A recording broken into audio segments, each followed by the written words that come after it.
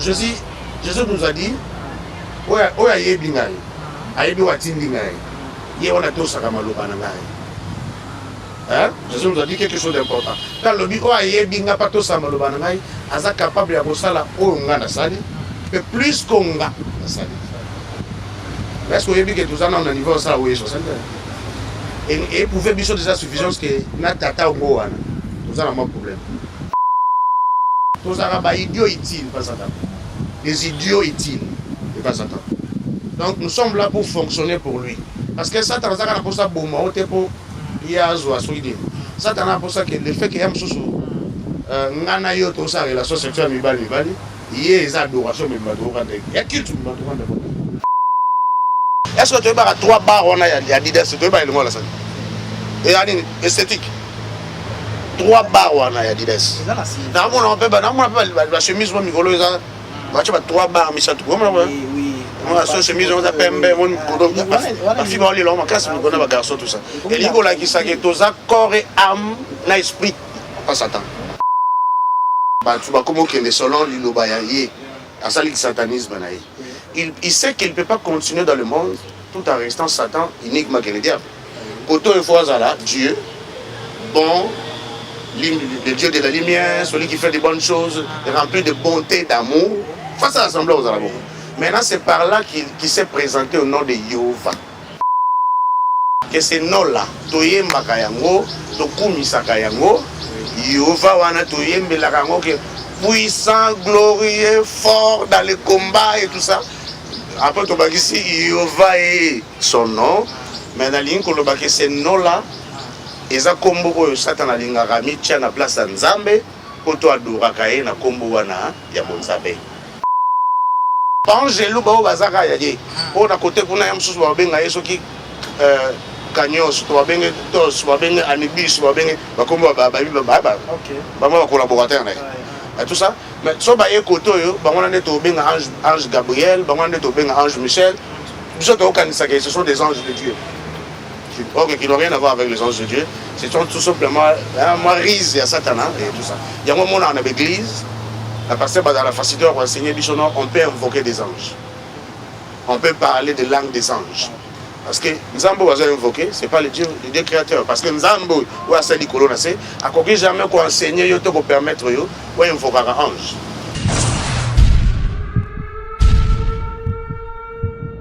Soyez sobre, veillez, votre adversaire le diable rôde comme un lion, rugissant, cherchant qui il dévorera. 1 Pierre chapitre 5 verset 8. Nous avons Papa Caleb, mais avant de procéder à l'émission, nous avons Papa Caleb à émission Merci beaucoup Papa Eric, merci à Banderognon sur la Messanie déjà Rolanda Bicho à travers cette émission. Merci à Ndekona Bicho à la technique. C'est vraiment un sacrifice pour que tout le monde vraiment te partager quelque chose de la part de notre Seigneur Jésus-Christ. Et en tout cas, merci. Vraiment, Batonio va soutenir cette émission. Que mon Dieu vous bénisse sincèrement. Nous allons d'abord remettre cette émission entre la main de Dieu. Nous allons que mon Dieu nous contrôle du colon abandonne bicho, asukisa na bicho parce que ce que tout ce qu'on va faire ici est un travail vain. Rien ne sera important. Nous aimerons que le Saint-Esprit nous accompagne. Alors nous allons, comment, je ne sais pas, ça dépend de ce que vous souhaitez faire. Vous pouvez peut-être fermer les yeux ou je ne sais pas, tout simplement vous concentrer. Nous allons prendre juste quelques secondes ou quelques minutes par la grâce de Dieu pour le remercier. Nous remercions le Seigneur Jésus-Christ, notre Seigneur Sauveur, et au Asali Bisongolo. Nakola Musa Biso Natongo na lelo akomisi biso tina o esika et belé babongisa ki kokuta na bakutanité. Vraiment nous le remercions, lui qui est notre Père, lui qui est notre Seigneur, grâce à sa volonté, à sa liketokute na katio esika pour que nous puissions parler de sa part. Vraiment nous le supplions et nous le demandons de nous assister à travers le Saint-Esprit car il nous a promis dans sa parole qu'il est important pour vous que je m'en aille. Et il nous a dit qu'il nous enverrait le Saint-Esprit, l'Esprit qui va nous consoler, l'Esprit qui va nous montrer le chemin, l'Esprit qui va nous conduire même dans de bons chemins. Nous demandons que le Saint-Esprit soit avec nous, qui nous éclaire, qui nous enseigne, qui nous montre même le chemin à suivre à travers cette émission. Et vraiment, je remercie bino nyonso bozana biso nzamba lola batela nzamba lola sunga molimo santo azwa contrôle du kolo na nyonso. Et je dis encore merci na papa Eric et merci na kolo Yesu wazali mon kolo. Qu'est-ce que je dis?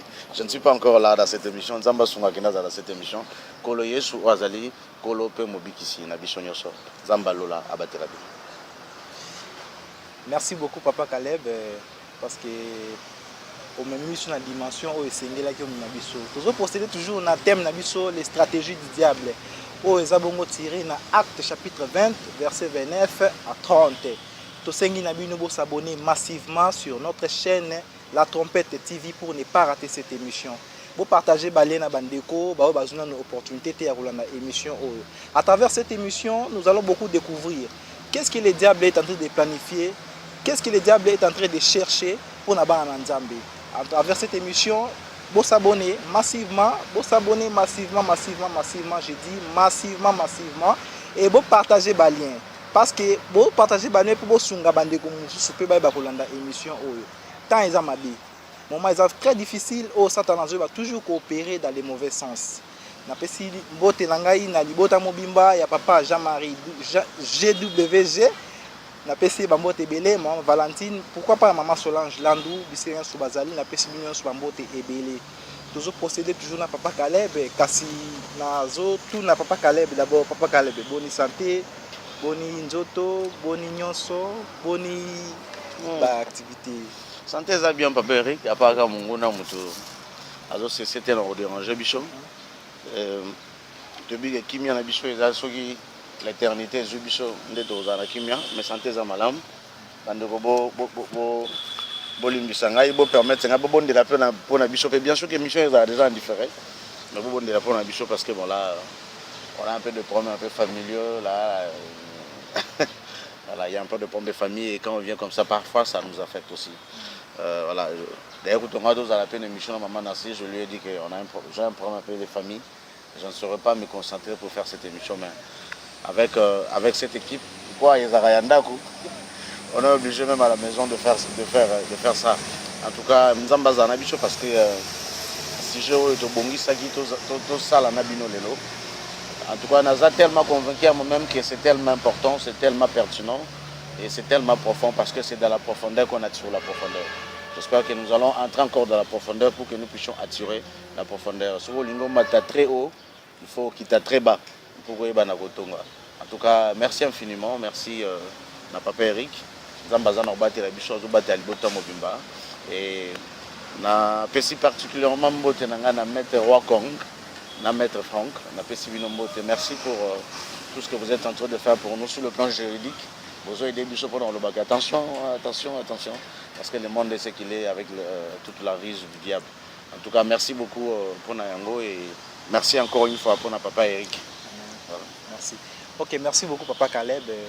Avant tokota na maman na likambo na biso oyo fongola biso sur la porte ebele lelo toujours répondre juste dans la préoccupation moko ya bandeko mibale batindaki. Ndeko moko aza na Angola mususu pe atindelaki ngai par voix audio alobi na banana na ndeko aza na atine la voix ya audio alobi comme est-ce que un chrétien non comment un chrétien peut pratiquer peut faire la bonne pratique à Pierre Tombal. Comment un chrétien peut faire la bonne pratique à Pierre Tombal. Et ndeko yangola alobi boye. Alobi eza na chantre moko asalisi chirurgie alongoli sexe ya mibali atiango ya basi. Abi mutu abongo nzambe akoki pe kolimbisa te. De ba préoccupation yango ya mibale avant tokota na mama na likambo na biso. Merci beaucoup pour la préoccupation à liboso. Naza nanga penza na maîtrise mingi te ya olobake soko sali boye ndeza nzambe soko sali boye te ndeza nzambe te enseignement na mokili eza tellement vaste enseignement ngo pe bon le roi pe le côté comme mingi et voilà c'est un peu très compliqué dans le monde mais tout ce qui est simple muto akufi mwana na nzambe conseil la Pierre Tombal eza juste pour na aussi honorer la personne qui est partie. Le lot, bon, nous avons convaincu que là où il y a que tombeau à Jésus ezali nazara convaincu que c'est vraiment l'endroit. Là ça dépend de moi. Mais au moins ça nous permet d'aller commémorer là où notre maître, notre Seigneur a été mis sur terre et c'est là où il a été ressuscité. Donc ma condition peut-être ce que ezalaki que moi Nzamba va kufa face à telle condition. La Bible est ngozanga na koyebisa biso yango te. Et d'ailleurs exemple il y a solo ngoza exemple il y a Jésus. Tombeau là banga yebisa biso en détail. Vous voyez quand je parle d'un grand prophète dans la Bible parmi les prophètes majeurs, le prophète Moïse, c'est là où il a rendu son âme vers le Seigneur. Et tout ça, mais la Bible nous dit d'ailleurs que Satan est venu un peu discuter son corps. Alors, il suffit tout simplement que ça na ba règle, na ba norme architecture et sengeli, en évitant peut-être des pyramides, nous quitter où on peut accès na bateau ba ko ça l'invocation de mort et tout ça, et éviter peut-être de mettre un peu trop de croix, hein, surtout ceux comme il croix misato, comme mine, il a habité mine 4 hein. 4 voilà, et comme 5 et tout ça, et éviter un peu tout ça. Voilà, mais le reste, la manière donc au salaire, tout dépend. Il y a ma bende koutezali et que motakoufi botiki et quand n'engwana bonoré été, ils ont une déesse, notamment déesse beaucoup. Il y a mounene aza archidémon s'il faut que le comme ça, ko ba benga ka ekate ou tolobaka masina. Yekutu azara makasi na ko zora ba corps ya bato ba kufaka sans pierre tombale ça que bakunda bango. Moni bato ba chaka na ba fausse commune. Fausse commune c'est comme ça qu'on appelle voilà. Ba corps na bango ya ezwa kango. Ndé tizango na forme ba zombie, ba fantôme, ba vrai venant comme on dit hein. Non, on a vu ça bimelinga. On ça confie dans un problème na yote. Maintenant les hier soir l'esprit on a et avec tous ces démons a utilisé beaucoup plus ba corps azoka. Ça ba corps ekufaka sans tombeau, sans que ba kunda bango officiellement et tout ça. Alors mon c'est bande on a vu on a kufi na full ba keka quoi où Jésus et c'est que kunde ba éviter. C'est bateau là bon les démons utilisent pour na l'autre qui ndoto ya coco tout ça voilà parce qu'en réalité coco n'a rien à voir. Voilà au moins tout ce que je peux dire. Mais il y a tel principe et tout ça. Alors là, moi je pense que là, tu risques de te dans l'occultisme sans que tu aies. Ok, ndeko va répondre à la préoccupation. Bon, pour ndeko à l'obi à l'Angola. Abi dans la chantre moko va saler chirurgie. Ok, oui. Eh papa, tu zong na bisoka na émission biso to ça l'autre fois. Et ça na li sumuté limbisa ma te vanzambe. Papa, biso to na banda quoi. To na basiti. Mabe musuba ko sala moni que oh venons dire momoni mutaye vers yo biso habita là. Ah ok ndé pas moi sinon au fond qui est pour le meilleur et pour le pire. Ouais, donc Nzamba sengi na biso, il a répondu ça à Pierre que Pierre a tourné combien de fois qu'il faut te libérer. Alors bah qu'il faut 77 fois 7. Alors on a le bac oui, après si réponse moko mathématique. Mais est-ce que pour na limbisa net ndo na biso cameraman boy. So asalinga mabe na limbisi na conférence na kaye na komi après ce ko 77 fois 7. Après nous qu'on a réussi moni nombo yeso lobi yango yo. Et koki donc na ko limbisa le sauter. Donc il ngola que ça que yeso yeso to limbisa à l'infini. Quand on va nous calculer que na limbisa déjà ça le temps de fois. Il nous a dit dans la réponse que to limbisa à l'infini. Donc yemo kwazo senga biso to sala bongo siko o muto azo senga biso to sala bongo yemo kwaza bolingo kolega même biso.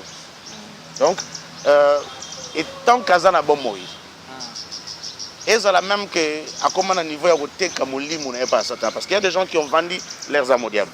Bazalaka difficile, je peux dire que à 95% impossible pour na bango pour bazongi la nzambe.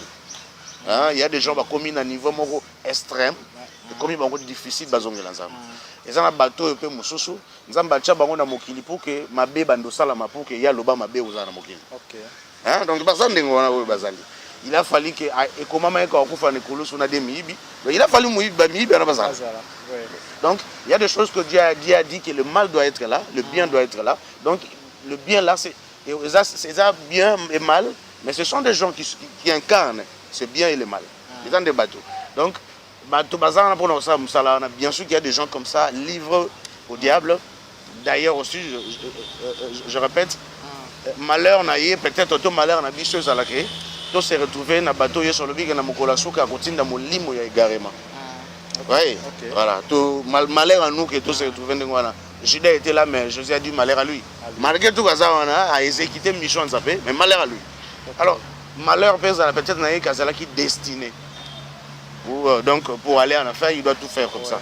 Mais si cela n'est pas le cas, et ça, moto côté il y a commis tellement extrême, donc il y a bon on a le sauté. Moto soit dans la poste ya makila pe na grâce ya Nzambe. Pe soka poussa ni bossa Nzambe avec un cœur sincère et pur. Nzamba e bana kolimbisa. Les problèmes de sexe là, akende na bo plutôt ba kata sexe, tout va changer sexe. Kuna na lola kuna Nzamba na posa sexe na été. Très bien. Voilà, kuna na lola. Dans la posa sexe on a dit Dieu a besoin de son âme. C'est tout ce que Dieu a besoin. Donc, maintenant que tu as il suffit tout simplement qu'il ait conscience. Alors qu'il y a un Dieu qui m'a créé. Je suis venu sur terre pas par moi-même. Tout n'a même pas volonté. Il y a un Dieu. Pour un rôle bien déterminé. Et son rôle sera exécuté. Très bien. Papa Caleb va répondre à la préoccupation. Mais d'après l'année, comment on va ce qui existe néo-apostolique qui est divisé. Bon, en fait, évite un peu ma question polémique. Hein. Voilà, en fait, bon, on a évité ce que ça divisé dans un cas, il y a néo-apostolique.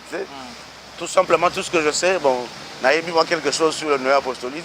J'ai eu la chance ou la malchance de faire des études un peu sur beaucoup des églises et tout ça, et des sectes. Quand vous êtes dans le néo-apostolique, et l'Ingola qui ça, vous avez kotambola na makomi, ton a lolenge, il y a bantoma.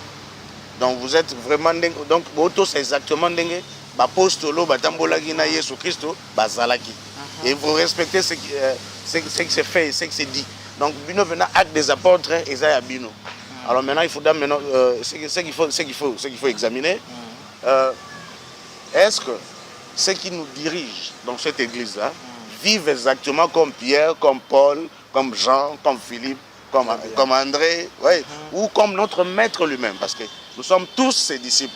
Bon, bah, cette différence, c'est comme si dans la création, il y a religion, il y a néo-apostolique, comme il s'est détourné, dans le lenge, il y a évangile à l'apôtre.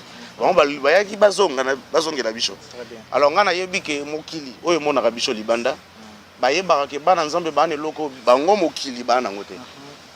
Alors, ceux qui néo-apostolique, ils ont le long Nzambe, ils ont bisoté à banda côté à gauche à droite côté eba. Donc nous sommes une maison bâtie sur une montagne. Ouais, donc et ça sert à rien il y a bombana. Voilà, la Bible nous dit que nous sommes le sol de la terre, la lumière du monde. Ouais. Alors le reste c'est tout eba bon gana fouki que musala ça va, musala ça ne va pas, mais je ne suis pas dedans pour naïe baké s'ils sont divisés, s'ils ne sont pas divisés. En tout cas, là, je ne saurais pas. Mais naïbi peut prendre ça va Eric. Coloyer sur Christ Roya. Alors le baptême boyo le go bando ça na néo na ozote. Il go bando ça na catholique na ozote. Non. Bisonyoso comme corps du Christ. Voilà, il suffit tout simplement qu'il place aux a. Oye banzambango ya solo, aux a un enseignement sengeli on sait ndenga solo c'est tout. Très bien. Tokota bongo na tina ya émission na biso ya mokolelo. Tozonga bongo na Jéhovah. Je tiens à vous rappeler, ce n'est pas pour rien Papa Caleb, la première partie de l'émission Nabiso, il avait parlé sur les stratégies du diable, il a parlé sur comment attrister le Saint-Esprit, comment blasphémer sur le Saint-Esprit et il a parlé sur l'origine du mot Jéhovah. Papa Caleb, qui est aujourd'hui l'élo toujours le Bélassir Jéhovah. La fois passée, tu as parlé sur son origine, tout ça. L'élo Suko, Papa Caleb, parle-nous un peu. Qui est ce Jéhovah? Quel est son rôle? Sa ruse, ses fonctions, comment il opère? Qui est son vrai nom? Parlez-nous un peu, pour faire comprendre Nzambe. Parce que au début, tu as parlé sur son origine. Et l'élo Suko, quand même, on doit approfondir, expliquer du saut Azan Nani. Jéhovah là, c'est quoi? Merci beaucoup Papa Eric. Moi je remets tout, hein, cette émission entre entre loboko na nzambe et j'espère aussi que na lobako loboko na maboko na nzambe bolimbisa loboko te nazana posa maboko mibale oya e bana ko simba mission na biso et que son ezala malamu et aussi bato ba kolanda biso ba comprendre biso ba bazaka na intention ya bando luka te que non ilamba lati wana na sepela pena na couleur ilamba na te ba luka biso na ba détail te ba yo ka biso et to forcer pe bango te pour bazala convaincu na muto loba. Mais j'espère que vraiment on a se déplacé à Waté pour n'aller au loba de boba un peu de choses ramasser ce qui wapi pour n'aller bien que bateau ba Hollande biso et belé à bateau ba Hollande biso baza bato maele ko le biso à devant na plateau bato musuku ba Hollande biso ba yo ka biso tout ça même erreur ya ba orthographe ya ba article et tout ça donc vous sentez que tout ça na moi c'est par rapport on a bien mais nous avons quelque chose à vous apporter.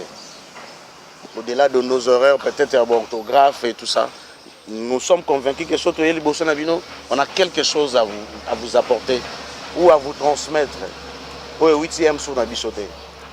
C'est tout simplement ce que je peux dire. Et vraiment, na bolingo nzambe, na kosenga na biso nyonso que tous attendent qu'on partage. Je mérite d'ailleurs que Papa Eric a attendu la bicho 1 Pierre chapitre 4 verset 10.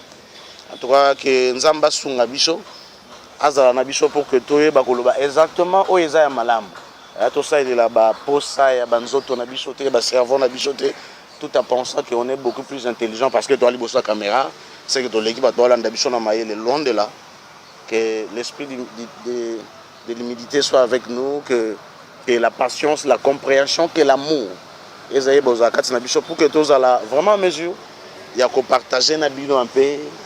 Et si quand on a une émission de sur Yehova, tu es bien que tu es quelque part, tu es quelque part. Alors Papa Eric, je ne sais pas si vous êtes là. Ok, on va déjà. 1 Pierre chapitre 4, verset 10. La Bible nous dit, comme des bons dispensataires de diverses grâces de Dieu, que chacun de vous mette au service des autres les dons qu'il a reçus. Okay.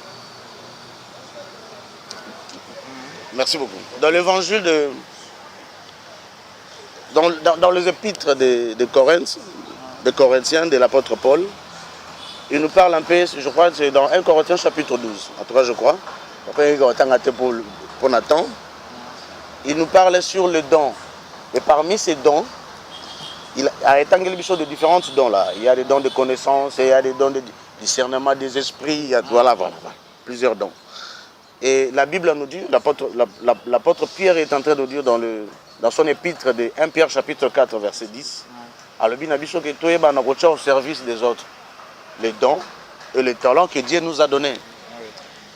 Par exemple, les musiciens, au Toyebi, au Bayem de la Ranzambe, Nzamba pesi bango talent to don wana ozala bayembi ya kitoko. Basala musala wana yongo me marabiso pemene ya Nzambe na adoration na bango. To sepela rappel na ba les ba Cristiano na ba Messi, baza ba politicien te, baza soki ba nani te pour monde ba bango. Baza ba joueurs. Ils ont tout simplement mis les dons et les talents que Dieu a mis en eux. Ba tiens au service des autres, au service de l'équipe. Yango baza o baza lelo. Et des fois, dans mon même image, il est venu voir un président en culotte. Ouais, ils ont tout simplement pour donner un talent au service des autres. Nous devons être conscients de ça. Alors, Bishop mission Lelo, nous sommes conscients du verset que nous avons si Bishop dans mon robot. Parole de connaissance, mon robot. L'esprit de discernement, s'il faut dire, s'il faut aussi, on a le badengwana. Et nous venons vous apporter cela aujourd'hui. C'est le don que Dieu a mis à nous. Alors tu rebomba yango te pour que mkola suka autour na biso na pesa ki batala na banete na bomba ki ngopona iboza ka méchant non na lingina multiplier yango ba ibota batala mususu kwa ya biso beaucoup plus que ça. C'est tout ce que d'abord na lingi tout ça la lelo. Alors Papa Eric a tourné une question sur Yehova. OK, c'est vraiment une très très bonne question, j'ai aimé. Na loba na bino dernièrement que Yehova ezaka komba nzamba solote. Et que les témoins de Jéhovah sont faux témoins de Nzambé. Dans le bas qui ont une machine à monter. Bon, ceux qui vont non, ils peuvent la justice. Non, ils vont profiter dans le bas dans le bas. Que nous avons convaincu que les Jéhovah là, bon invoquer Kazara Nzambé. Non, ce cas. Ceux qui vont bon, pouvaient bien que Azafou Nzambé. Mais je ne crois pas tout simplement que les noms là de Jéhovah que vous invoquez là, que vous parlez, que vous êtes ces témoins à lui, que réellement c'est le nom de Dieu. Alors papa Eric, l'histoire, en fait, l'histoire du monde est ce qu'il est. Bisogna sotoyebi que na mukanda na Genèse chapitre 3 dans le verset 1 à 1, on nous parle que l'ennemi est venu vers la femme et ayaki ko tenter Ève. Cet ennemi là, c'est un archange, c'est un chérubin protecteur qui est le diable. Azoa qui forme un serpent parce que tous les anges, tous les archanges, barosa forme au balingi. Voilà. So ba vers biso batu, bazora forme ya moto, pour ba effrayer bisoté, pour ba ngsa bisoté. Ya bazora forme moto. Alors ba ayaki vers Ève et ayebaki na ko faire doutisser na message wa komisela ki.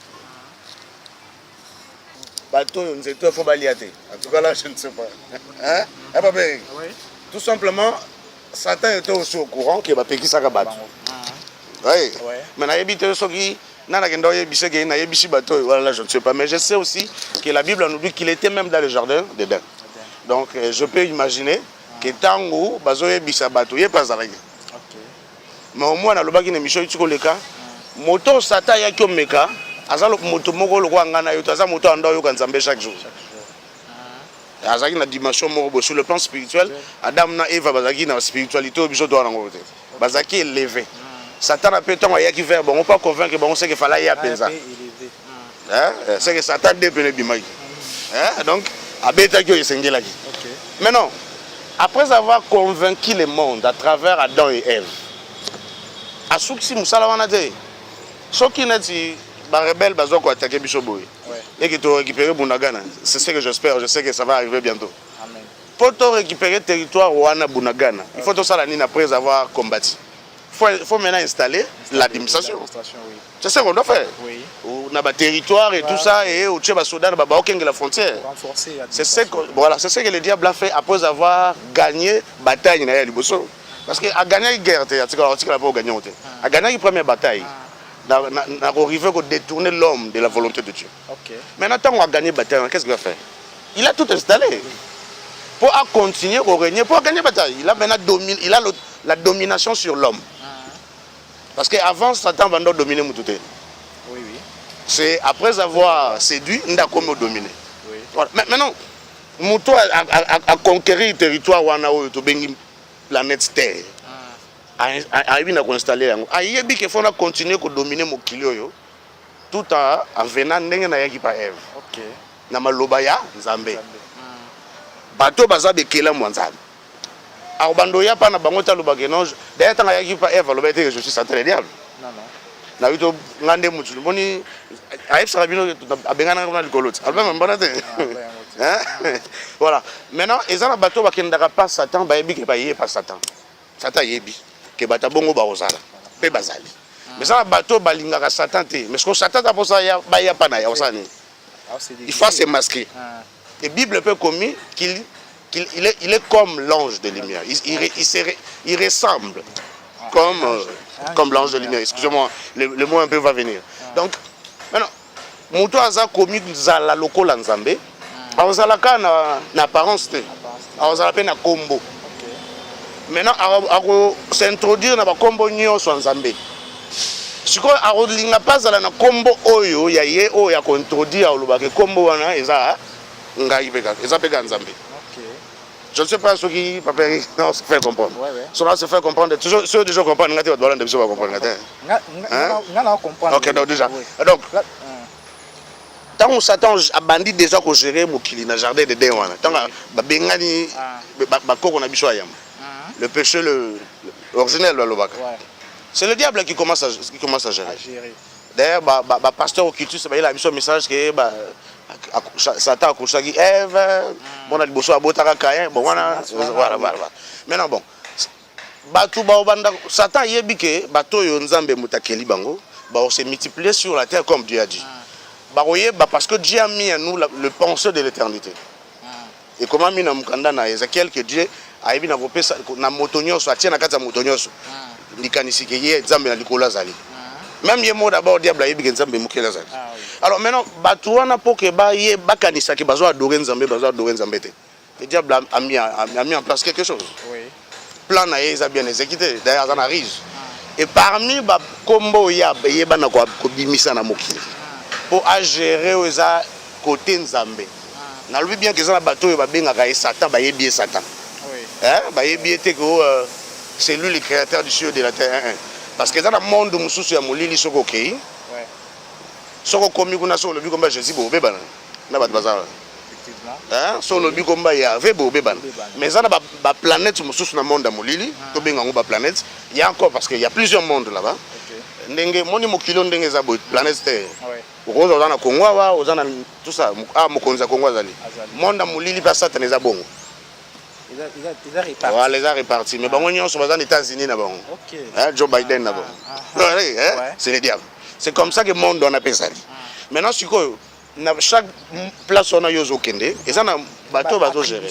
Voilà. Et dans la attribution. Voilà. Non non, il y a d'abord des anges. Parce que c'est l'hierarchie où il débat où il lola tiba qui tana. Parce que déjà l'ange protecteur et tout ça les chérubins, les archanges ba qui tande moi. OK. Ou benga la théologie, l'angéologie, et tout ça. Maintenant, quand il est descendu sur la terre, quand il a convaincu le monde, quand il dirige le monde, il s'est dit Dieu créateur. Pour ça, tu as mis Benga Nzambe. Ok. Ali Benga Nzambe, papa Eric. Maintenant, tu as mis Benga Nzambe dans le combo. Ngala, yo mtu na ba question, ngala, na tu na question te. OK. Ami Benga Nzambe, ami Benga ka Nzambe na peut-être pour aya ko séduire bana Nzambe. Oui, mais on a naza d'accord. Azo ya pona ko ya ko séduire. Séduire c'est égarer. Moni so séduire muto égarer muto. Donc maintenant ce que pour ya ko se présenter le bakenga Nzambe. Vous devez avoir un nom. Quand Dieu s'est présenté devant Moïse, il a dit que oye bisabon kombo nanga je suis. Maintenant tant Satan a reçu qui satanisme parce que ce qu'il a fait devant Ève et Adam, c'est ce qu'on appelle le satanisme. À côté ici, Maloba Moussousou, André Maloba Nzambe. Oui. Place où on appelle, Ève savait que non, on est là qui diable, non? Pourquoi elle a voulu qu'on couper ça et qu'on tire le taux envers lui? Pourtant, il savait que non, c'est lui le diable. Bon, je ne peux pas imaginer l'imaginable, mais tout simplement ce que je peux dire. Hein? Ouais. Nzambe, nulle part en écriture, il y a Genèse. Sur le bandeau, il y a Asali Mobali, Moisi na Mobali. Nulle part, il y a des conséquences sur les Balembouma. En tout cas, on a habité, sur le temps à version, on a habité. Vous savez, Moutou a en face, il y a des conséquences. C'est ça qu'on a nous avons en maintenant,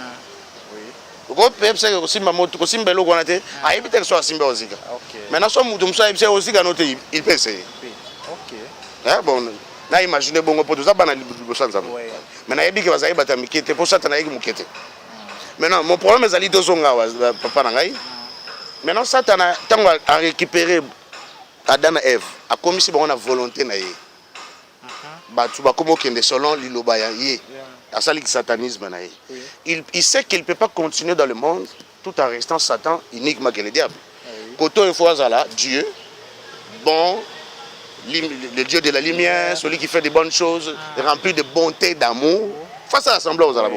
Maintenant, c'est par là qu'il s'est présenté au nom de Yehova.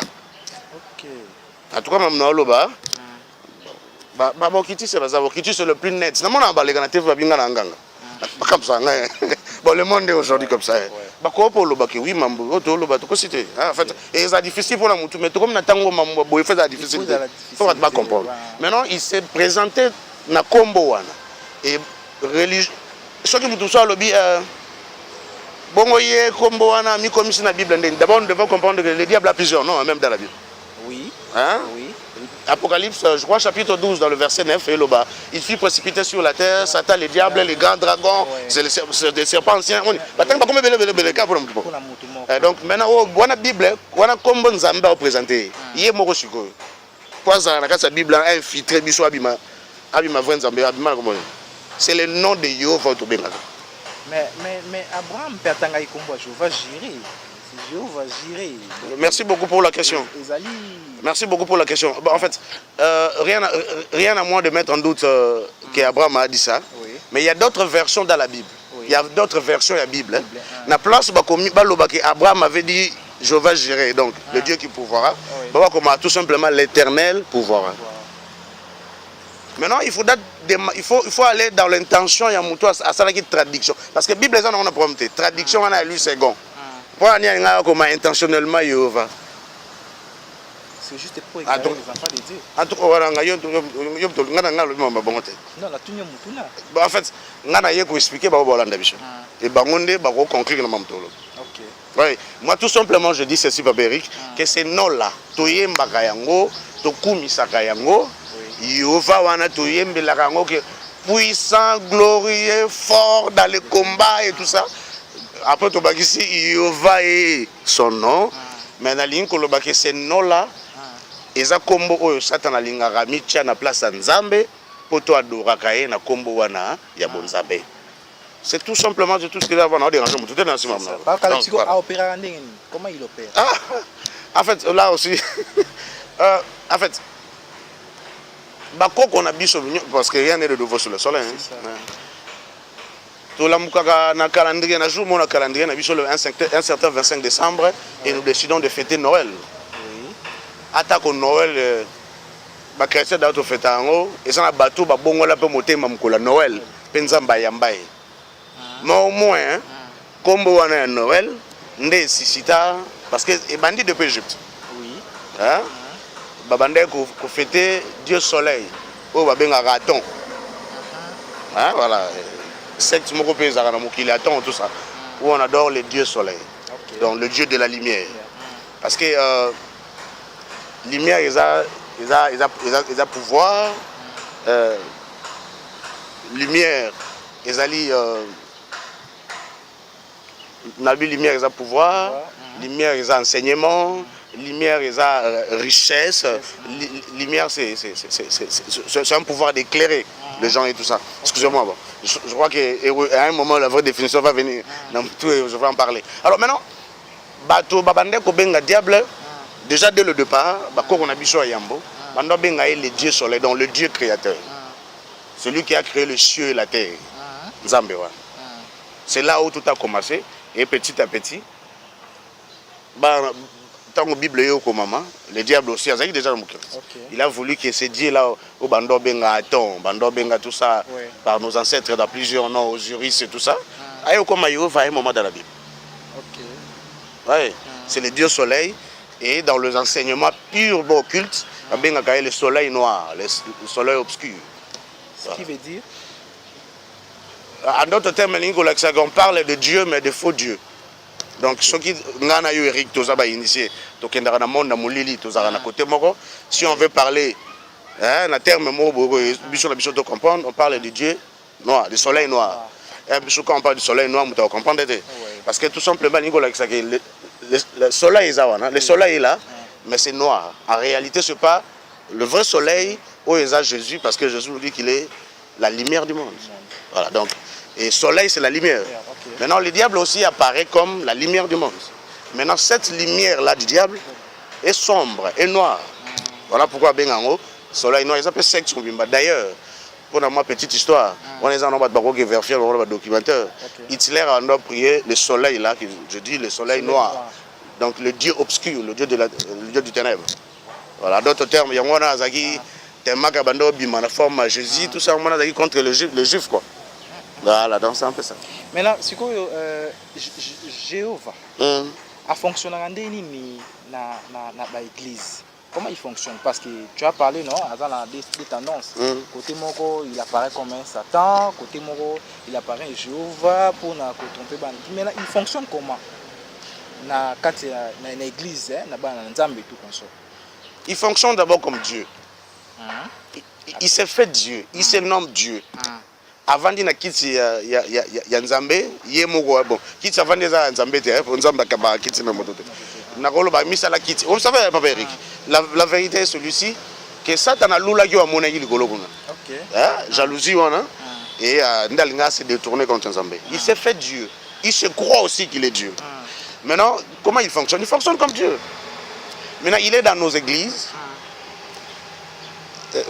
Parce que dans la Bible et dans le monde, surtout dans l'église catholique, dans d'autres églises, il y a représenté Angelou, mingi le quoi bâtiment bo ya kitoko makasi Oui. soki ba dessiner bino moi si moi ndotembo on a yesu ba dessiner quelque mo bo bina kitoko makasi même bébé moko boye ba dessiner biso moi ba ange le quoi bébé mo memi ba bazana mapapu ce sont des chérubins hein voilà nda benga ndenge il faut ba représenter bango mais en réalité eza représentation totale te ya ange na Bible. La Bible est représentée comment? Si nous lisons, je ne sais pas si tu peux lire rapidement. Oui. Ézéchiel chapitre 1 dans le verset 16, je crois. Tu as dit Ézéchiel. Je crois que tu es dans le verset 16. Ézéchiel chapitre 1, verset 16. Je lis. Okay. Ézéchiel chapitre 1, verset 16. La Bible nous dit, à leur aspect et à leur structure, ces roues semblent être à chrysolite et toutes les quatre avaient la même forme. Leur aspect et leur structure étaient tels que chaque roue paraissait être au milieu d'une autre roue. Ok, merci beaucoup. Au Tangi 16, pour faire une illustration, il y a Moko Kaka. Mais ce que bandi na verset on a pena bato balanda biso soit bandi verset ane bandeli. Si ba kendo koma na suka ba rolanda ba tanga verset malamba mona ndenge nini le prophète Ézéchiel a représenté plusieurs anges. Comment ils sont réellement représentés dans la Bible? Parce que référence à ange biso photo soir. Ils ont la Bible. Oui. Ils ont tout le monde a raté ba dessiner ba tout le monde ma papou. Ouais, ils ont la Bible. Bible ils ont représenté biso à plusieurs fois des anges comme des monstres. C'est comme ça que la Bible est représentée. Oui. Parfois, sur l'Apocalypse, on représente un dragon à 6 têtes. On représente un léopard à 4 têtes. C'est comme ça que on représenter les diables et les anges. On représenter Kitoko, tout ça. Tout ça. Là, c'est autre chose. Là, c'est l'organisation du diable. Mon aspect. Il y a l'ange et tout ça. Maintenant, ici, au Tanguy, qui va représenter le roi Roux. Roux, je pense que Bichon c'était bien haut. Mais tout le monde a beaucoup plus dans les Jeux Olympiques. Tout le monde a pas ça. Tu as vu que la représentation Satan, non?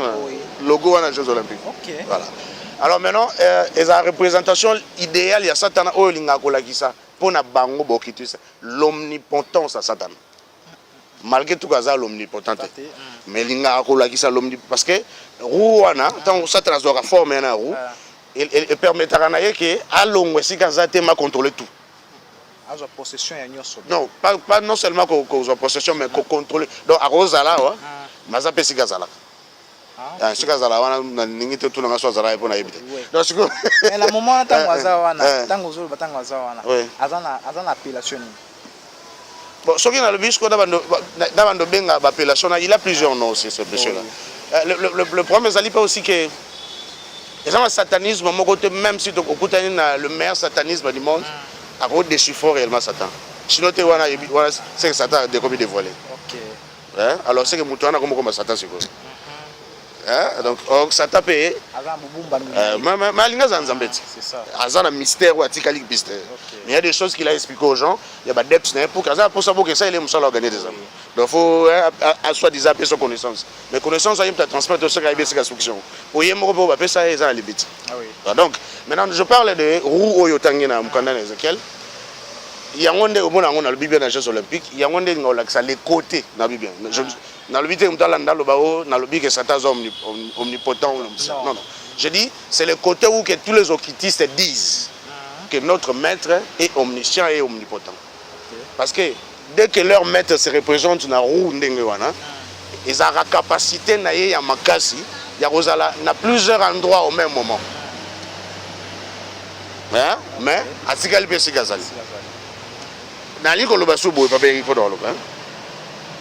et ça a bateau bakendaka kokutana le grand architecte ou Satan, le diable, mais bakenda komona été que aza trop mystérieux, aza le quoi net ndenge Bible est représentée. Parfois un dragon na même tout bien. Bakenda moné un jeune beau ndenge Bible est représentée, l'ange de lumière. Beau et beau gars Yehova wana. Yehova ndé Yehova wana. Na moment wana ndé batikala jamais pour monner la forme mususu. bateau baza na monde ya religion. Naloba bien. Pour dire on est bon. C'est ça. Bateau baza na monde ya religion. Mais il s'est fait Dieu. Donc bon sera bimi il y a la lumière au kotala te. Ce que baza na monde ya religion te monde na gai na ba maseki. Mais kuna za na kombo mususu aza soki diable soki Samael ba kombo nyoso ya yewa. Koto yo aza Nzambe Yehova le Dieu créateur. L'infini, l'alpha et l'oméga. Le tout puissant. Donc, comme on soit Nzambe, et pas d'ailleurs. Maintenant, c'est lui qui gère la religion. Il ne faudra pas oublier, je le répète encore, Ashtan Aloba qui est la religion. Ça, la science, la religion est boiteuse. Et la science, ça, la religion, la science est aveugle. Donc, pour que mon science, ça n'a rien à voir d'abord avec la religion. Pour que Tambola, il faut qu'ils l'associent avec la religion. Et le diable sait qu'il ne peut jamais gérer le monde sans gérer la religion. Parce que Dieu est dans la religion. Nzambe atikala jamais kotinda basali na ye. Baya kubundisa Satan bazala ba boxeur te. À part Samson, il y a pas un homme fort. Nzambe atinda ba judoka te pour bundana Satan. Nzambe atinda soki ba militaire te armé ba bundana Satan te. Nzambe atinda ba sali na Nzambe, ba pasteur, ba prophète. Maintenant Satan peut faire face na bango. Il faut y en Nzambe. Faux prophète. Jésus nous dit dans l'évangile de Matthieu que maître Yaloni et l'ennemi est venu la nuit. Quand on a même à l'oni. C'est la même opération. Maintenant, pour que Ebimana Tongo na bleu na vrai. Ce qui peut la différence. Donc l'ennemi fait le même travail que Dieu. Maintenant l'ennemi là fait le travail à l'église. Il opère à l'église, il domine l'église. Et là il est ce qu'il est. Maintenant, si on a le côté décider à monde, côté pour tout ça, là il est plus sanguinaire, il est. Voilà. Donc, dans le côté église, il est Yehova et toute l'adoration est vers lui. Maintenant, on gelou bazara yaye. On a côté kuna msusu babenga yeso ki kanyos to babenga tos babenga anibis babenga bakomba ba collaborateur na. Tout ça, mais si on a côté, on a ange Gabriel, on a ange Michel. Ce sont des anges de Dieu. Qui n'ont rien à voir avec les anges de Dieu. Ce sont tout simplement Marise et Satan et tout ça. Il y a un moment dans l'église, la pasteur dans la facilité où enseigner Bichono, on peut invoquer des anges. On peut parler de langue des anges. Parce que Nzambo va invoquer, ce n'est pas le Dieu créateur. Parce que Nzambo, ou à celle qui a qu'on jamais qu'on enseigne, il faut permettre ou invoquer un ange. Il y a un poste d'adoration, il y a un coordonné un ange vers eux. Mais maintenant, on se retrouve dans le monde d'autres, un homme de Dieu avec la Bible, et soit la Bible, je vais vous montrer comment on invoque des anges. Vous voyez un peu? Ça la portée.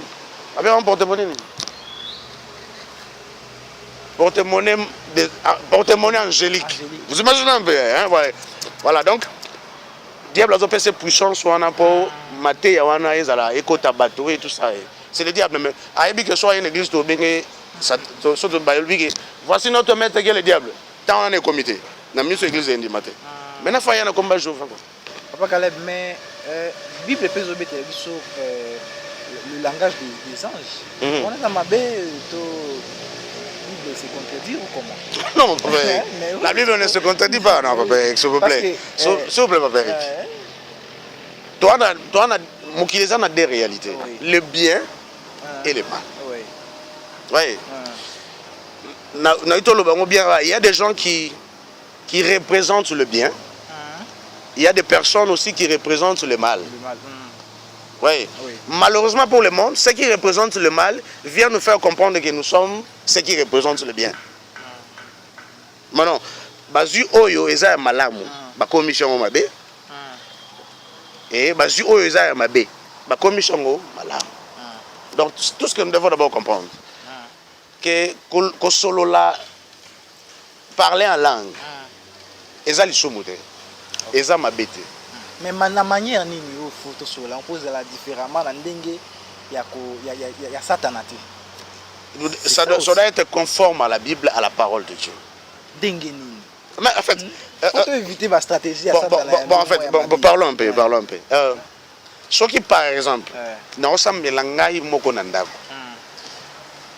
et que nayebi vraiment pe lolenga nga kosambela nayebi pe nzambe nini on a belelaka parce que dans la Bible on va une parenthèse rapidement l'un des disciples de Jésus a posé la question à notre maître. Maître, montre-nous comment nous devons prier.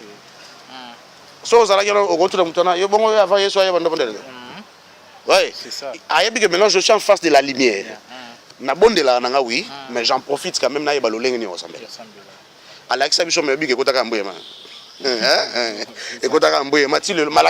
Oui. Or que le lenga la kisabiso te bosambelaka bongo mais ils modèle la prière. Mais biso de commission de prière. Donc c'est que Yesu tia ando tika ba disciple na ya matina ngomba ando ke comme notre père qui est au ciel que ton nom soit assis amen azongi. Soki on la kuna ando lubango tant de fois toi encore biso to. Donc en fait malgré toi la kisabiso mais to tika la obikande komela. Maintenant ils appellent na lolenge ya prière au photo to yeba ya ko sambela to za la inspirer le rôle l'un des disciples na loba qui maître montre-nous comment nous devons prier. Na sena moyo soki mutami tout mais na sa ndé mpona bo sambela na liko yebise mto l'action ndinga sambela molimo santo. Voilà. Maintenant soko za na molimo santo ozo bonela. L'esprit maintenant est poussé pe mena nzambe. Maintenant l'esprit va faire en sorte que comme tellement extase que makambo loba et comme maintenant le langage des gens. Et non le kambo kamate poto ko loba ngo soto kutena. Hein? Maintenant ça Satan a mis benga Yehova en église. Le quoi là y paradis na isa kuna te zao. Ala posa da so balo mno ngwa. Ya mo moto lo ba ngwa tout en pensant que nous parlons o eza nzambe. Maintenant ce que ce soit nzambe na dimension prière wana na yo moko na mutu mambolo ba oyeba te na batu baza pembe no ba yo ka sauf que ba okamu.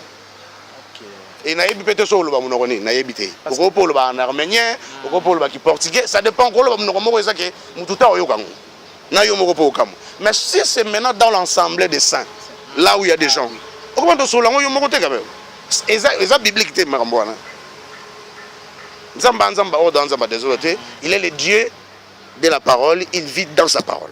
Donc il fait que ce qui est dans sa parole. Ce qui maintenant a touché yo pour loba, automatiquement moko katina biso. Même à ta loba moko biso to éviter moko katina biso faut vendre pour interpréter mambo yo solo. Et tant il y a vendre pour interpréter yo pour vendre silence, quoi faut yo ko vendre loba dini. Pour yo pour ebi mamando loba. Mais ce que comme il maîtriser le langage yo solo ba. Autant que là ouais. Est-ce pas tant ngone? Et ça c'est un domaine de l'esprit. Bon, il boyo takela moi. Ouais, là ça devient un problème. Wana ne komi ke langage par la langue wana komi avec école tout ça wana ne komi. Papa Caleb bebi ki na ba émission sur la c'est sur comment prier. Comment futanga. Ça va biso to zuba opportunité wana. Non non faut futanga. Mais pour na ba bazo landa biso partout dans le monde. Bah vous avez opportunité on a la langue il y a comment prier parce que merci beaucoup on va le faire voilà on va le faire. Toujours na les stratégies du diable. Photo e ban lolenge nini ya combattre Satan. Les un peu na ba manière wana. Ba nzambe to sengi na bino bo s'abonner massivement ya kolobeza ebele mais bo s'abonner massivement pour ne pas rater cette émission. Bo s'abonner massivement. Kasi papa Caleb déjà bazo signaler biso que timing na biso ben déjà ko poussana. Olingai vraiment offert comprendre biso les rôle na Jéhovah comprendre offert comprendre biso comment à opérer offert comprendre malgré que olobi na yo mais OK pena profondeur té on a ni pour timing ezo ko kisama déjà tout ça makambo belé il faut to lobelango sur les stratégies du diable non Jéhovah non Jéhovah est vraiment trop profond. Ah oui il y a ne ba benga ka Shekina na l'église hein. Hein? Il y a bien à Shekina. En fait, Shekina on est dans un rôle. Ce qu'on a eu à dessin, ce qu'on a eu à dessin, on a dessiné le même. En fait, on a eu le logo à Shekina. La première fois qu'on a besoin de la caméra dans le salon. Mais si il y a un bien à Shekina, il y a un des temps où le bagage Trinité wana. Les catholiques va valoriser pour beaucoup misara Yehova na bango nzambe na bango.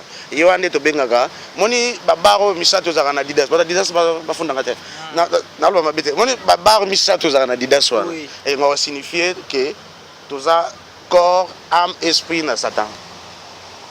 Attends tant le baga tout ça on est au nom du Père et du Fils et du Saint-Esprit. Tout le baga bon est-ce que tu as 3 barres on a Adidas tu as le ngola ça. Et esthétique. 3 barres wana ya Adidas. Ils ont la signification. Na mona pe ba na mona pe ba chemise mo mikolo eza ba 3 barres misatu. Comment là? Oui. Moi so chemise on za pembe mon mikolo. Ba fi ba oli la ma casse mikolo ba garçon tout ça. Et lingo la ki sa ke toza corps et âme na esprit pas Satan. C'est ce qu'on appelle la trinité du diable, du Jéhovah. Ouais, nous sommes dans un monde un peu comme ça. En fait, Papa Eric, magie est bunga na mokili. Parce que ma magicien ba sala fort que ba aveugler mokili. Et logo kala logo bando benga sorcellerie pour ba changer en forme ba beso ba personne magie. Après petit à petit logo magie la magie s'est introduite à l'église. Ça devient ce qui est spirituel. On est sous magie, c'est la spiritualité. Vous imaginez un peu donc ce qui na bando sur la kala non na rose chrétien mo abi ce qui ngala sali na la musu mutakufa magie.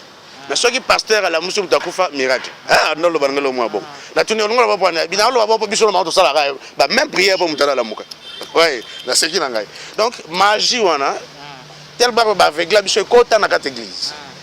Ouais, et comment on est normal, l'on a même sorcellerie, l'église catholique a tout fait. L'église catholique a tout fait que l'on a sorcellerie et il y a la magie.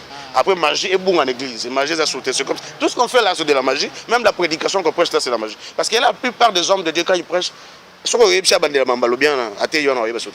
lui, c'est. Oui, que Jéhovah va la façon de coopérer. Mais esprit, l'esprit n'a pas de limites, frère. C'est ça. Esprit. Et ami comme Misara Nzambe, il y a un pouvoir, il y a un mambo, il y a un coopérer quoi. Et tant que Satan a un 3e temple en Israël, Kalamingte, temple en fait dans notre main. Pour nous, so et sengi pour écouter dans temple en Cécile. Bah oui, tu même n'a aussi ça kotonga ba tunico, ba sacrificateur, bandolata. Bah et s'il déjà, on va éviter. Ah ouais, mais bon en fait, et s'il l'a déjà. Hein? Et l'autre compliqué moi pour ici là, ils ont les chandeliers au fait dans la carte tabernacle. Mon qu'il est vers la fin. Va en Israël demande voyez que tout est prêt. Bah c'est là chandelier ici là pour que va maintenant construction à 3e. Même plan il y a 3e temple les élites. Maintenant on a rien qu'on installer là. La Bible nous dit c'est l'antichrist. Papa Caleb. Et l'antichrist là c'est quoi? C'est Jéhovah. Pas tant qu'on regarde Bisangaï. Tant qu'on regarde le bâtiment que Satan, le bâtiment Satan. Bah grand nyonso il y a l'église à Mokili. Le Jésus qui est, ou à Prométhée, on va l'adorer laquelle nom? Au nom de Jésus, au nom de Jéhovah. Et c'est ça la vérité. Et là, on a un chandelier ici, là, parce que dans l'ordre de chandelier, on passe ça, l'original est aquí soudé. Là,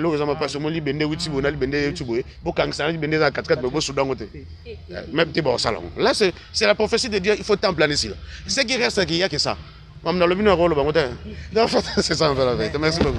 En tout cas, Caleb, en fait, Jéhovah, azo mettre dans la doute. Tant qu'on a un rôle, on va mettre dans la doute. Apparaîtra dans combien? En fait, avant de notre trône. Il y a vérité, mais dans la doute. Bon, en fait, dans l'enseignement, on va enseigner, Dieu a dit faisons l'homme à notre image. Oui. Il a dit ça à qui? À ceux qui étaient tout autour de lui. Et dans l'enseignement, on va dire que qui est dans un belé. On a décidé qu'à un belé, ça la moutou, à Satan. Parce qu'à cette époque-là, il était encore le chérubin protecteur, celui qui gardait le sceau. Et on va le voir que Satan est facilement pour ça. Hein? Bon, on a évité ça, la vérité, mais on a évité le quoi.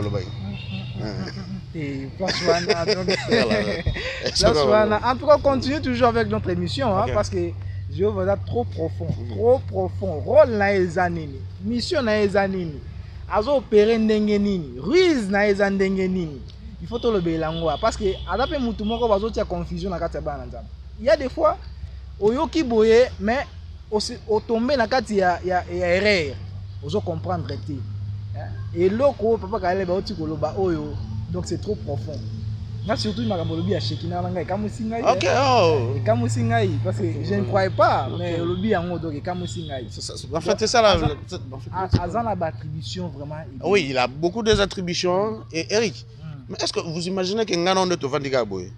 Ce que au tali pénal l'esprit il y a créateur. nzambe mokeli na nyonso po sana ya osala ndeko na nga mabe ko kitanga soki pena toche to longo na l'esprit malin hein to longo le na mpanzi po sawana ya osala nga muninga na mabe ko kitanga na vandi ka ndo raisonner je dois faire ceci o do kan sana ya mabe po sala bicha en fait ndeno okanisana et là ils ont poussé dans la salle on peut se poser acte il faut na mieba gina na différente na Eve hein pour pousser après à Eve bon maintenant le diable en fait vous voyez aujourd'hui dans nos églises au nom il y a démocratie au nom il y a liberté bah Bible ça n'a pas quoi balan qui pousse l'église de faire ça si c'est celui qui se dit Dieu créateur c'est Jéhovah qui pousse l'église à faire ça qui pousse l'église à faire l'homosexualité et tout ce qu'on fait là ouais hein pasteur à Zubundimi ça va se filmer après va publier qui pousse les gens à faire ça à un certain moment le diable te demande de le faire à un certain moment à pousser au sala yango sans que aille ça parce qu'à la capacité spirituelle il y a kutindiga au sala yango ouais ndongo za Eric oza capable de influencer moi na ça elo mobo oyo lingi c'est de la même manière avec le diable il est capable de t'influencer ça kaloba mais influencer spirituellement et au sala eloko yo lingi bakale bisiko pona mwana nzambe na pona ko chasser il faut to chasser ka Satan to chasser de Jéhovah so bondela so obengani Satan obengani Jéhovah mais ko bengana nde Jéhovah te na loba au nom de Jéhovah je te chasse wana Jéhovah na zo seka yo sika zali donc il faut d'abord prendre conscience Jésus nous a dit oya yebi ngai ayebi watindi ngai ye wana tosaka maloba na ngai hein Jésus nous a dit quelque chose d'important ta lobi oya yebi nga pa tosaka maloba na ngai aza capable ya kosala oyo nga na sali mais plus konga na sali mais est-ce que yebi que tozana on a niveau sala oyo socialité et pouvait biso déjà suffisance que na tata ngo wana tozana mo problème tata o tokanisa kaza o to belela ka tata Satan entretena biso ezalo kwa neti to bato bazala mo moyen bazala provision na ndako tozaka ba idiot utile pas Satan des idiots utiles et pas Satan donc nous sommes là pour fonctionner pour lui parce que Satan zaka na posa boma ote po yazo asokidini Satan na posa que le fait que aime soso ngana yo to sa relation sexuelle mibali yé eza adoration mibato rendre ya culte mibato rendre pour tant impudicité les gens font ce qu'ils font là tout ça il est pas dans les culte ouais donc il est dans tout ça et il règne sur tout ça il domine sur tout ça en dehors de ça il a des anges il y a Vandene na trône hein il y a les 3 C non 3 C oui. Coordonner commander et contrôler il est là juste dans son trône il fait ce travail là voilà il y a les 3 C coordonner contrôler et qu'est-ce que ça dit coordonner contrôler et commander. Et donc, il est là, il coordonne, il contrôle, il commande. Donc c'est ça son rôle. Ah ouais. Si je comprends bien, et les restes là, ce sont des anges, tout ça. Ange, on aime Sukuna, ange à Fox. Pour nous, il y a des gens qui l'équipe de la Ligue des Champions. Mais ce qu'il y a Koto, ange Raphaël. L'église. A changé le temps. Voilà, parce qu'il faut ange Raphaël, Koto, pour Koto, l'église, chrétien, ange Raphaël. Ce qu'il y a ange. Kuna moni ke ba benga ba chrétien ba te do invoquer voilà donc plus ce que bo invoquer Raphaël plus Raphaël o yebso ko benga pe na kombo bo ina oyananga ko ndimat c'est ça Bakaleb to continue ngo attends la prochaine émission et ça m'a foutu mbongo ils sont vraiment trop profond mais bo s'abonner massivement je vous dis bo s'abonner massivement bambote be na libota maman Marie Claire maman Bibiche maman Eugénie Tumba papa Christ na Afrique du Sud bambote belé na bino et papa pasteur Didier pasteur Jérémy Mapouya papa Martin Kalanda bambote ebelé na libota na bino mobimba na pesi bino bambote ebelé na libota mobimba ya maman Nancy Kilakidi na Lokole TV mobimba bambote ebelé pa maître Roi Kong na Lubumbashi bambote na ebelé yango wana toujours procéder na deuxième sujet na biso to ko mena pendate au timing na biso comme presque à la fin papa Caleb toujours parler sur l'actualité. Actualité, guerre à l'Est. Guerre à l'Est, RDC a subi un moment terrible dans l'Est du pays. Avis dans les années. Parce que M23, ils ont récupéré le territoire, ils ont même par-ci par-là. Qu'est-ce que tu dis? Avis dans les années par rapport à ça. Bon, merci beaucoup, Papa Eric. Nabaki, et il y a le soleil, tout ça. Voilà. Le soleil symbolise la lumière. Le soleil symbolise le pouvoir, le soleil symbolise la vie, Le soleil symbolise la connaissance. Ok. Ouais. Parce que Batuna Mokili, la plupart de Mokili, Moutou a appelé sa vie sur connaissance aux gens dans Satan. Hein, voilà. Moutou a ça la Mokili, c'est le diable. Il y a un homme qui a inventé, tu as la capacité d'inventer tout ce qu'on a là. Il y a un homme qui a sali qui est comme un espace et tout ça. Ils ne vous diront jamais que nous avons aidé Moutou. D'ailleurs, preuve année, l'Américain va lancer fait ça beaucoup à réseau qui est dans la ligne pour la deuxième fois. Comme on a Artemis. Artemis, non? Artemis, c'est un combat d'aise. Voilà. Ils ont un combat d'aise. Pour bien Marie, il y a un catholique. Et on a la statue de la liberté. Donc, oui. Bien, il y a Artemis. Quand on comme mot en français, en anglais. Attention sur vous. Donc, c'est le diable qui a la connaissance. Il y a voilà. Nous embêtés. Et d'ailleurs, nous embêtés, il y a un salon. Là, il faut une clôture. Mais on répond à la question de Yopona Mboka na biso. Mboka na linga mingi, nzamba sala ke to botama na Congo. Avant que ngana yo to zala nzamba azalaki déjà nzamba ba congolais. Et mambele kana mboka na biso, je peux que souhaiter, je peux que demander à Dieu de nous accorder, de nous donner la paix. Mais na linga o yebisa bande ko na biso ba obundisa o ba yebani mikolo ke pour kala ba bando tondo ba ka ba kwande message to zala ba preuve.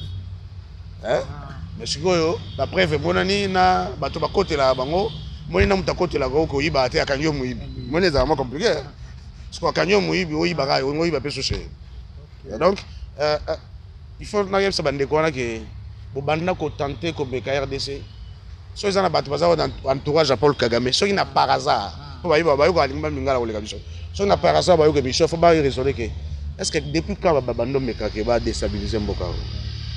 Est-ce que réellement plan balinga kabasa na mboko ba mona te simba te bon abi ke mutale mbakate pa abi ka aussi ba mais 20 ans kaka c'est que ça na force moko et l'équipe bino parce qu'en réalité papa Eric les Rwandais ont tout pris dans ce pays la religion notre culture la politique l'éducation l'enseignement tout les rois l'environnement ba récupérer même 4 pouvoir la presse ils ont tout pris dans ce pays tout pris dans ce pays. Ils nous ont imposé au bango balingi. Mais déjà mboka nino bozu religion, bozu enseignement, bozu même culture mboka wana. Mais beaucoup ça la pour atteindre des objectifs na binoté. Ils ont forcé l'équipe ils ont binoté de l'eau ça là. Alors ceux qui boyebi ko tanga tenter la fin va être catastrophe. Personnellement la ni ko ça bande ko na biso ba na Rwanda. Oui, ça président la vidéo qu'il est temps de s'arrêter. Balobaka na français que ils auraient beaucoup plus mieux de quitter les choses avant que les choses te quittent. C'est beaucoup plus mieux. Et aux amalamu, il y a un fonds la montée, mais au lobake, mon konzamboka, oui. Nous avons un peu de makile tanate toyo kanato za anakimia. Et aux ala très important,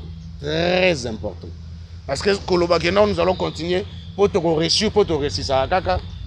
Moi je pense que aux autres qui est vraiment vers la fin.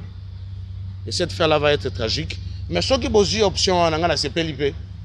Nzambe Congo il faut ça là pour battre mon appel que muta libérer Congo oyo les Nzambe pour réellement battre mon appel mboko va sambela Nzambe bana mia pour ça blague était là ba Rwanda Paul Kagame comme ça la muka bio na kangi l'église et voilà que ça mutana Nzambe ba comme na problème mais ce que awa na mboko na biso mo konzamboka moi zibo konzi akende abengi bat église abuya na tombola Nzambe vous comprenez la différence Nzambe wana face à balancer à la juste hein donc na boy nango koma le mamoba un peu prophétique tout ça un jour so lingi on reçoit l'émission sur le Congo mais ils ont la guerre ici notre Mambeleka to reçoit l'émission sur le Congo là loba tout ce que je sais c'est pour le Congo mais nani ko ça peut batuken Congo oyo za Congo ya Edina Bala Congo eza ya Jacques Verneau amiko pour ce père même mandima pour ça Congo hein Congo eza Congo Simoki Mbango et Congo qui me pas vite à Congo Congo est influencé évangile na Brazzaville, Congo est influencé évangile na Angola, Nzamba yebi mboka oyo. Et oyo za coffre fort. Nzamba tango sa mokine coffre fort na eza la grande Éthiopie qui est la République démocratique du Congo. Je pense que ata ya ngo misu. Soki a un moment de passer un moment de souffrance, et voilà ça qui est aux agis na Nzamba. Tu vois quand ça te Nzamba bossa na biso. Et à la film mo bo mutuma lo ba dia déjà quitté l'Afrique. Attendez. docteur en bayaka. Voilà. T'es na binzambe wana qui t'Afrique keda. Na sepelaka. Il parlait de leur Dieu. Hein? Azaï peut de la place d'Afrique. Mais notre Dieu est là. Il est toujours là avec nous. Et il est en train d'opérer, il fait des choses au Mutako Salate. Sauf qu'à un moment dans la Bible, à Israël, que mon roi Bossali Boy, se détourner dans Gaï, ma bégo ya boy, ou souffrir boy. Et le roi Bozambe n'a été. Bishop R. Moussous. N'a pas exactement la Bible qu'on a soit mais la volonté en Zambé sur les cas. Moi je pense que le Seigneur montre de suite que la fin de toutes choses est là. Et beaucoup de kimia parce qu'Afrique est comme la kimia te so Congo c'est kimia te. Quand faut faire Congo na bo fongo lango te ese na bo fongo lango. En tout cas, merci beaucoup. Tokolo Belango prochainement. Émission Tokolo se base beaucoup plus sur l'actualité. Mais Papa Caleb, Nanga qui a juste avant tout ça suppose. On parle un peu dans le cadre de l'actualité. Il solo la guerre à Ukraine. Ukraine a Russie. Ville à Kherson. Poutine a coqué en moté. Et pourtant, il avait bien dit que non. Oya ko tia maboko na e, soit oya ko menacer tout ça, a ko beta bombe nucléaire na e wana. Mais qu'est-ce qui est arrivé à libérer ville wana kaka bona petaki? Bon, na ebi souka penate, na ebi pete guerre ronde si la nene, mais na ebi que troisième guerre mondiale est rozalaka. Na ba on le lote hein. Oui, na ebi que troisième guerre mondiale est rozalate. Et ça Russie tem de créer troisième guerre mondiale. Mais est-ce que l'endroit aussi est là propice pour vous expliquer exactement où na ebi moi mkekuda? Nandimi nanga pété, na boy nanga là se tromper pe. Si on a se tromper na bien mutalukuta. Mais papa Eric, tout simplement oyo salama na mokili, ba yebi bombo sala. Ba yebi que il faut mokili kota na kao. Est-ce que yo kansi bomba raisonnade? Ba raisonnade pe. Bazaba. Ba fuka mela bike komo bo était souple. Ba limsanga ce que bazali. Masala. Siko bazwa ba orientation bike kona te. Bike kona ba isa ngoni. Bike kona ba ko so bongo beden. Donc nous devons mettre le chaos dans le monde. Et ça va plan d'abord. Nous devons mettre le chaos dans le monde. Pour nous bon ce terrain, mettre un abishoya. Parce que yeso kaye, à chaque kimia, nous allons rozalate, les rozalate, le véritable Dieu c'est lui là. Ils sont en train de préparer le chaos dans le monde. Mais avant que le chaos soit total, Afrique est en vol. Tout ça, tout ce que je suis en train de faire là, c'est la volonté d'un homme et de leur Dieu. Hein, tout le monde n'a pas cité. Mais il y a le mois de février. Non, non. Troisième guerre mondiale. Dans le bas déjà en février, on a été tout. Donc, mais finalement, tout le monde a que deuxième armée. Il y a Mokili. Et il faut faire face à une armée. Mon habitation dans la classe 40e. Alors là, il y a un problème. En tout cas, merci beaucoup. Comme déjà dans la émission Nabiso, napesi libota mobimba ya papa Mpia, maman Mpia et maman Espérance, maman Valentine Miese, maman Nanou, pasteur Chantal, ministère Ebenezer, papa Arsène, papa Masaki, binonyo subambote ebele bisika bozali. Pe napesi libota mobimba na famille ya papa Caleb, ye tozana awa. Merci beaucoup. Et napesi pe bambote ebele na ndeko na biso azana sima ya caméra, ba force ebele parce que ya tosala musala mo ya kitoko. Tosengi na bino kaka bo s'abonner massivement, bo partager ba lien, ba émission eza ebele ya olobela. Toza toujours na stratégie du diable. O ezali bongo tiré na Acte chapitre 20 verset 29 en 30. Stratégie na eza sur tous les plans, l'actualité politique, la tokolobela nyonso, même football tokolobela nyonso. Même ba maman bateka na wenze. Stratégie ni sata na sala pa bateka na wenze. Tokolobela nyonso awa. Stratégie du diable est vraiment trop profond. Pour partager les liens, pour s'abonner massivement. Car c'est Papa Caleb, tout ce qui ici. Dernier mot par rapport à l'émission de Bissou Alelo. Au Lubini. Dans le cas que